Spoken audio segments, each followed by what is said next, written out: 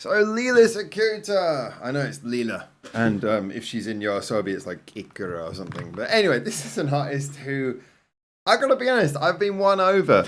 When I first heard of them, it was, when I heard of Yoasobi, I must admit it was through Idol. Like most people, that was my first contact with them. But whereas a lot of people probably saw it from Oshinoko and stuff like that, for me, I first saw Idol just because near to where I live in Japan, there's like a big screen that shows all kinds of like, advertisements sometimes, but it'll often be like movie trailers for things coming out in the local cinema, and also it shows you like it'll show you every now and then the charts in Tokyo, in Japan. And of course, because Idol was charting forever, it just kept on showing for months. It was like every time I come there, it's like, occasionally to walk past when the charts were showing and be like, oh, there's Yoasobi, Idol, and that music video with the cartoon bunny again. You're like, okay, so this is like just always there. So yeah, I checked them out. It took me a while to be won over by them. Not all of their songs really hugely hit me, and then just by coincidence, I ended up being lucky enough to get like the opportunity to see them live, and that was what really started me on the journey. The funny thing is that like a lot of the time when people on my community over on the main channel Back of Broadcast and the Discord on over there, so many people are like, oh, you won't like this band until you check them out live. They're usually talking about bands with like loads of guitar work and stuff like this. But in the case of Yoasobi, it was nothing like that. It was just seeing LILAS just be herself, which was something that a lot of the time in the recordings, she feels a little bit like she's performing very much in a, fairly straight down the line kind of way. But then seeing her performing and like doing the song Idol live, it was just so cool. And just like suddenly there was so much life to everything she was doing. And I was like, yeah, I get it now. I get the rhythm, I get the delivery, I get the passion a lot more in these performances. And then, of course, she went and did a couple of songs with one of my current big favorites, Ano-chan, which was just brilliant. So anyway, I was saying to myself, yeah, you know what? When new Yoasobi comes out, when new LILAS IKUTA solo stuff comes out, I'm going to be checking it out. And hey, this song has popped up. I'm assuming it's a new song, therefore, because it came out 2 days ago. It's already got nearly 200,000 views. So gotta love that. I'm going to check it out now, see what I think. But she's sitting on the roof looking happy. That's a pretty good start. So let's jump in on this. By the way, I've been doing a few reactions today, and almost everyone that I've reacted to today is filmed in a 4:3 aspect ratio. What's going on, people? Are we going back into the 90s or something? Anyway, let's check this out.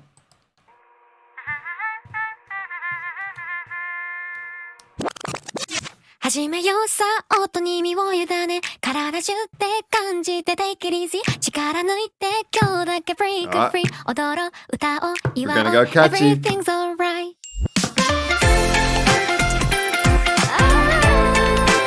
Okay, I'm already on board. If you can see me through 3 minutes of this, I'll be happy. I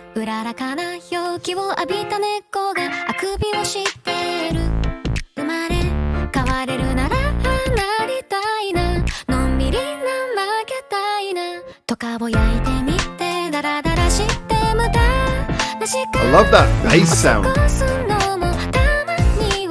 Oh, there's an analog synth thing going on. Oh, in the backing vocals.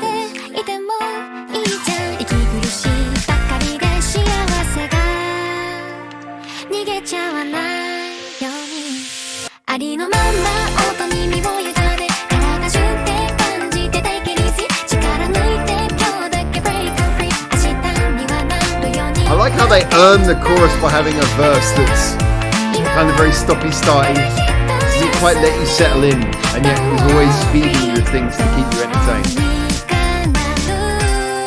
Keep you engaged so you can be shot into this chorus.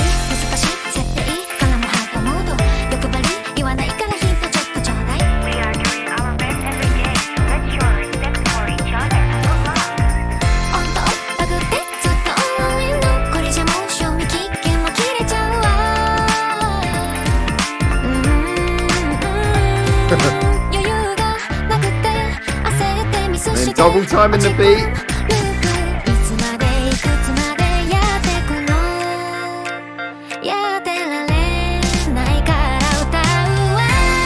The song's already done more in 2 minutes than most songs of a much more complicated and pretentious nature pull off in 5.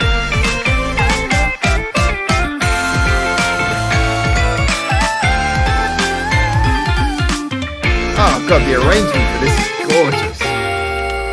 And all to support such a simple melody.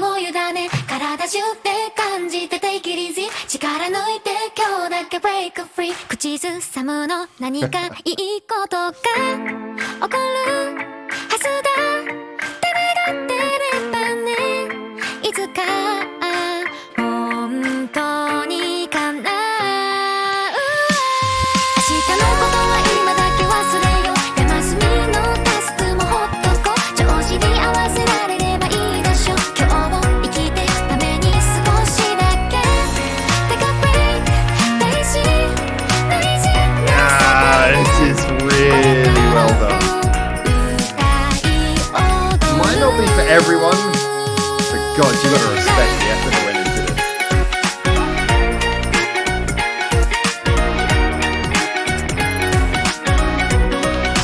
Yeah. That's so much better than I thought it was gonna be. I'll be honest, I had like a trepidation. I was like, oh, this is gonna be like this. Yeah, this was quite something. I want to know who produced this.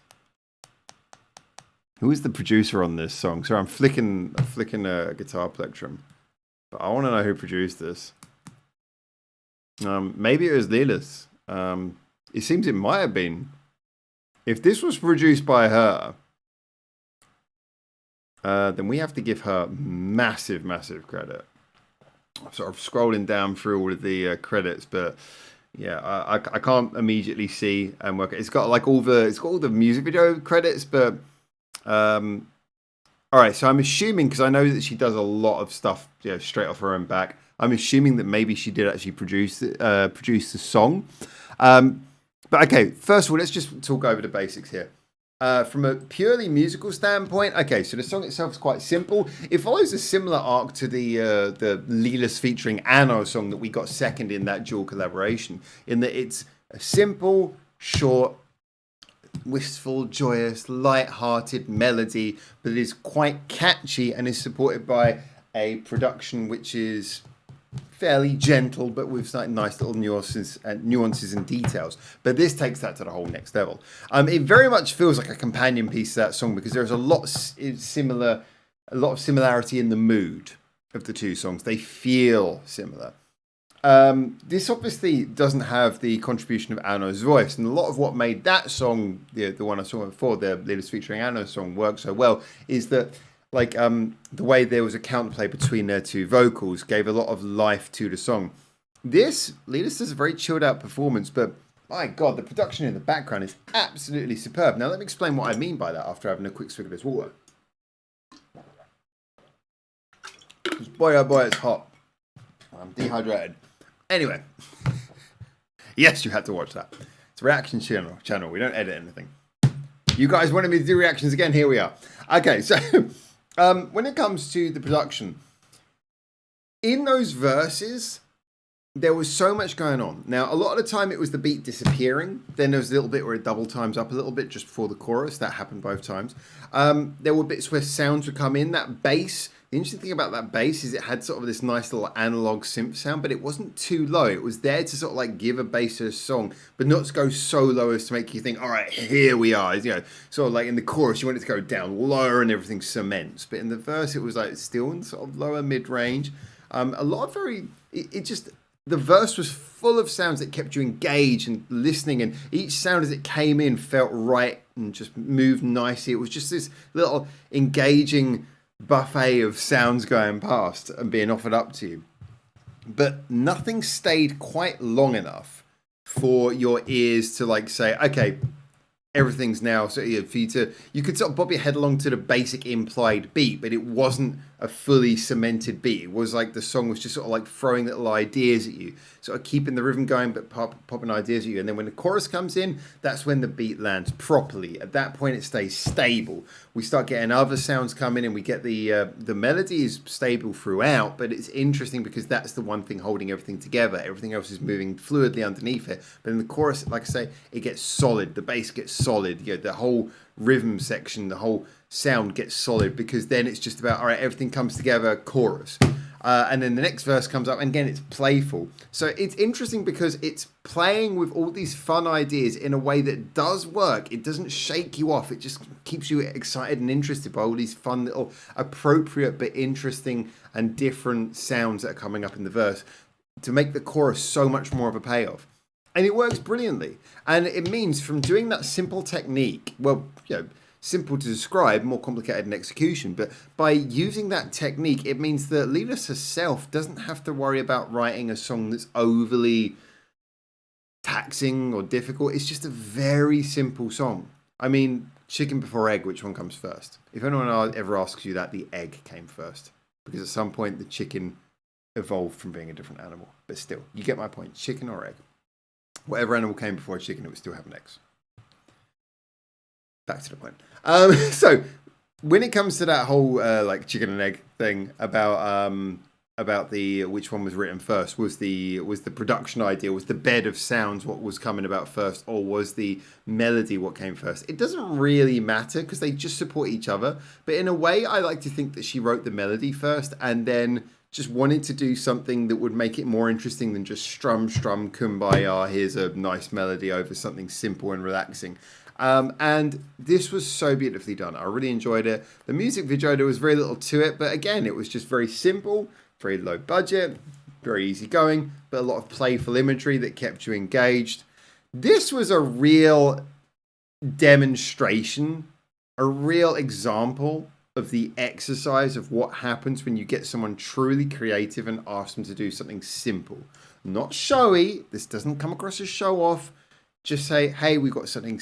Oh, obviously she's, I'm assuming, instigating the song. But it's like, doing a simple song. She's like, okay, I'll do a simple song. She just uses every nice, appropriate technique in the book to give it color, give it progression, give it direction, give it a flow, like it's working towards something. Love it. Love it, love it, love it, love it, love it. I will definitely come back and listen to this again. And it even got stuck in my head, so it was even bloody catchy. Good stuff. LILAS IKUTA is winning me over. I am definitely being won over. This is cool stuff. Yoasobi's winning me over, but I mean, like, LILAS is still, she's winning me over more as a solo artist. So maybe I should check out more Yoasobi as well. If you're a fan, get in the comments, let me know what I should check out next, and maybe I'll do it. I don't know. Since this channel came back, since we restarted this channel behind the main channel back at broadcast, I don't know if I'm going to be doing. I guess I'll follow suggestions. If there's suggestions I can follow up, I'll do it. Anyway, these are my thoughts. As always, get in the comments and tell me what you think. And until I hopefully see you very soon in Japan for the next one of these. For now, ciao, ciao.